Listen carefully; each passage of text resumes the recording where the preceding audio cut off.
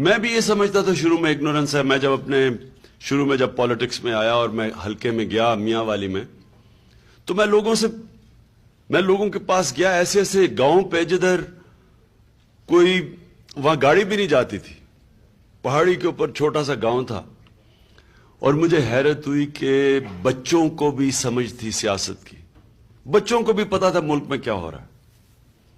پچھلے سال میں اپنے بچوں کو کاغان لے کے گیا چھٹیوں پہ, تو وہاں ایسے ہی ایک کرکٹ میچ ہو رہا تھا, تو میں اپنے بچوں کو بھی لے گیا, ان کے ساتھ وہ کھیلنا شروع ہو گئے. میں دیکھ رہا تھا تو کوئی 20-30 بچے تھے, 15 سال سے لے کے 20 سال تک. تو ایک میرے ساتھ آ کے سیاست ڈسکس کر رہا تھا, اور ایک کو پتا تھا کہ پاکستان کے کیا سیاسی مسئلے ہیں. تو یہ کبھی نہ سمجھے کہ وہاں اگنورنس ہے, پاکستان میں خوف ہے.